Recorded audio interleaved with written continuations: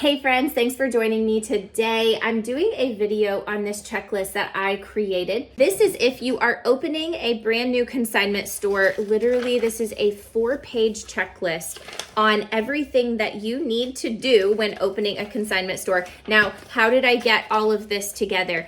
I actually had help from all of my clients. I have served over 500 brick and mortar consignment stores now, and I've been with many of them during the opening process. So together we combined our heads and we created this awesome checklist that I'm going to show you today. We're actually going to go over one of the points today. We're going to talk about branding. As you are opening a new consignment store, that's the fun part, right? So there's all of these technical things that we want to do when we are opening a consignment store, and all of it is laid out in this checklist.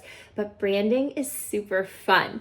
And it's what I feel like the creative side of us in an entrepreneur, it's what we want to focus on first. So the checklist will help you wrap your brain around every single thing that you need to do to open your consignment store. We will talk about branding because that's fun. Now, I am not an expert in branding, but I'm going to tell you what I know, and I hope that you get something from it. Before I dive into everything that I know about branding, I would like to just show you kind of an overview of what this consignment checklist looks like. So you can find the link in the description below, and it will ask you to make a copy, so that will land in your Google Drive. This is editable, so you can edit this, you can make notes on the side, you can actually check them off. It is an actual checklist, so you can go down here, and as you're moving through, you can check the items off. Let me just scroll out some so that you can see.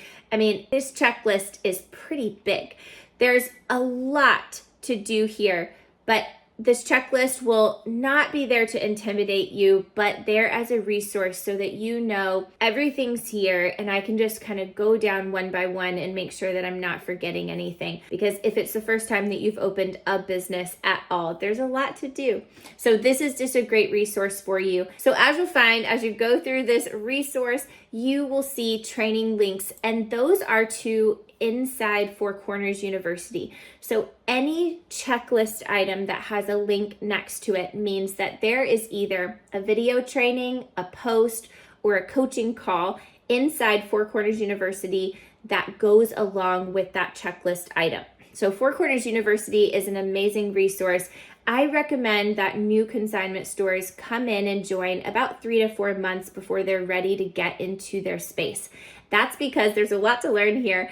And why not start off on the right foot and kind of like just infiltrate yourself with all the knowledge and wisdom that you need to get started in the right way. Come in and learn what you can. And while you're in there, you can kind of run through this checklist and use the links to the side to direct you to exactly where you need to go as you're within that step. We're going to focus on just these 2 simple line items, and you will see that there is not a video training connected to this. So this is going to be that video. I don't have a ton of experience here, but I have opened 2 businesses and I have worked with over 500 brick and mortar consignment stores. So I'm going to tell you what I know, I'm going to tell you what I see, and I'm hoping that you'll get something out of it. So when it comes to choosing a store name and a tagline, we're going to kind of talk about what that is.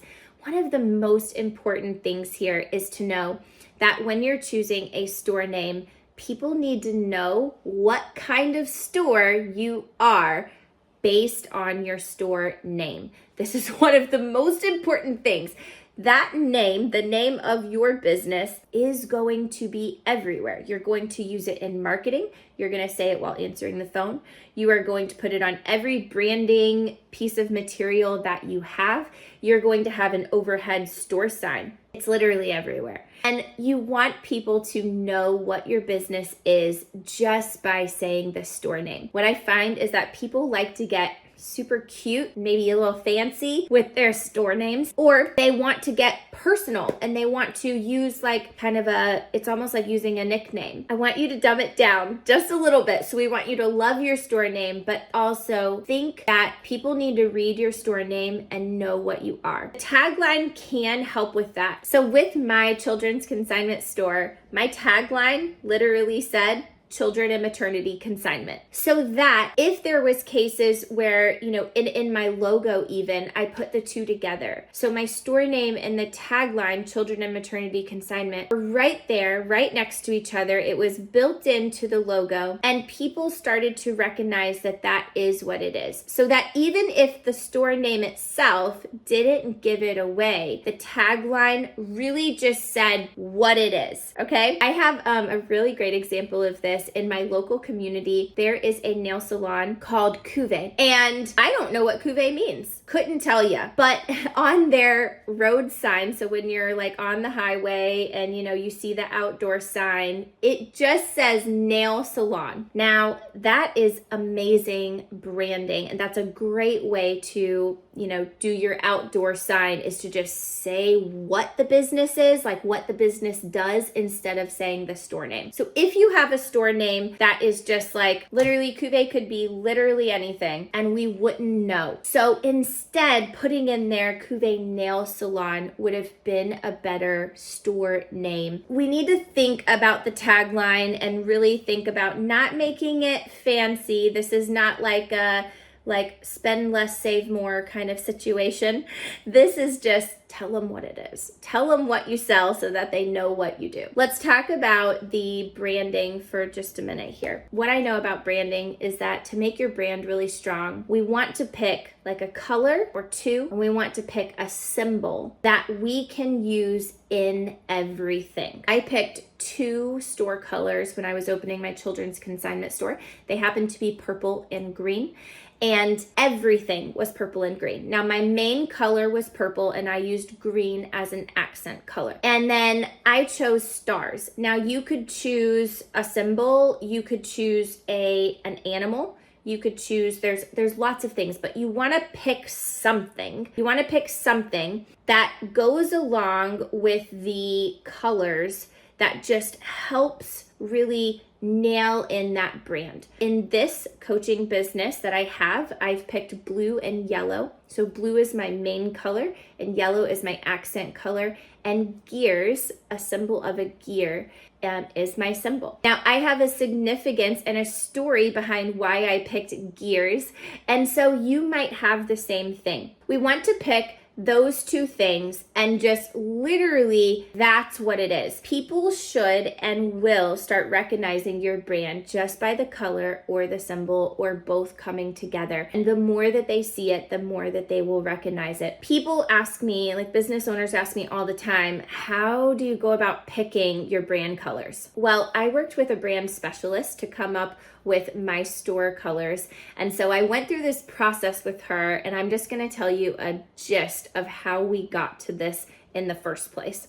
Because I was already in business for about a year within this Four Corners University coaching business, I had already some marketing material. So I was already in business for a year. I had created graphics. I had created, Facebook events. And so I had many different images and graphics. And what she said, send all of these to me. Like send me any marketing material that you've already created in the last year. So I did that. And she just, I'm assuming, probably used AI. So you could probably do this and just run all of your images through AI and say, can you choose some common denominator colors? Like what colors am I clearly gravitating towards to the most? That's how we picked the yellow and the blue for this brand, is just by looking at what I was already kind of doing and already gravitating towards. Out of that, she gave me a few color palettes of blue and yellow to choose from, and I picked the ones that I gravitated towards the most.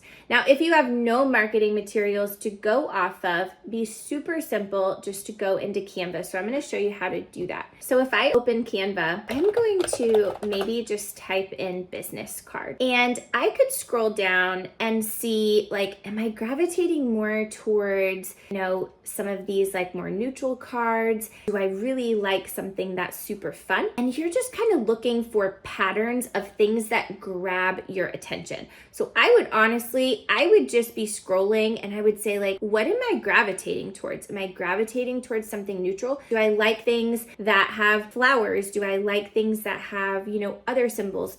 Am I gravitating more towards neutrals? What is it about these cards? And I would just start picking. You could also look at color palettes online. Business cards I think is great because it represents many different styles of businesses. So I would come in here and I would just look at templates and I would just start scrolling and say, what do I like and what am I gravitating towards? So once you have your colors picked out, once you have maybe some kind of symbol picked out, what I want you to think about next is fonts. Now, here's what I just want to say about fonts. Everybody these days wants to go towards these kind of whimsical script style fonts. And I'll tell you, they are hard to read. So while I actually do have a script style font in my brand fonts, it's not my main brand font. My main brand font is really bold and very, very easy to read. And I use the script font very minimally. I use it like an accent.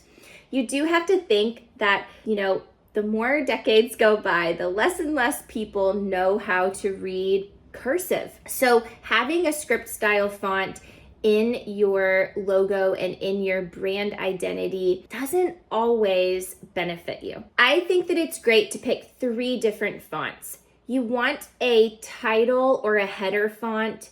You want a body style font that you will use just for the body of all of your writing. And then you want to choose some kind of accent font. And that's a really, really great place to start. It gives you options and some variety. But you want to choose those 3 fonts and then stick with it. So one thing about brand identity is that once you pick these colors, once you pick these fonts, and once you pick a symbol, you're in there with it. Like you are going with it.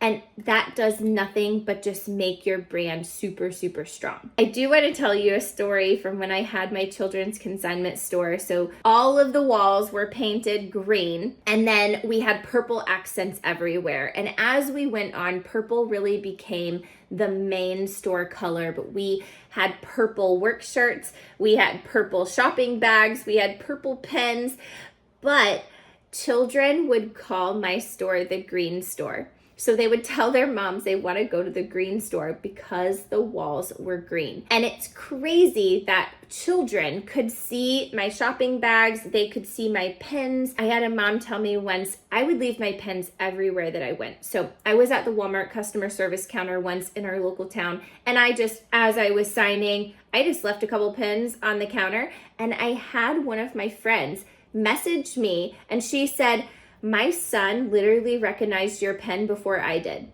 And he said, oh, that's the green store. Like that's a pen, that's the green store. That is very strong brand identity. So once you go with the color scheme, once you go with the font, once you go with those symbols, that's what you want to use, and you want to use it everywhere. And you want to be really, really blatant about it, because when people get to know your brand, they associate you with your brand, and there's just nothing better. All right, so while I am not just a brand identity expert, you can find brand identity specialists to help you in choosing your colors and your fonts and your symbols and making a package for you so that you have downloadable logos and all of the things set and ready to go. But I think that these are really great things to think about in the big picture, just to give you kind of a head start and where to look. And if you want this full checklist, please download your copy in the description. Literally everything is in here, A to Z from start to finish, a full checklist on what you need to open your consignment store. I hope that you find this very, very helpful. Come join us in Four Corners University if you want the training links to all of the checklist items, and I will see you in the next video.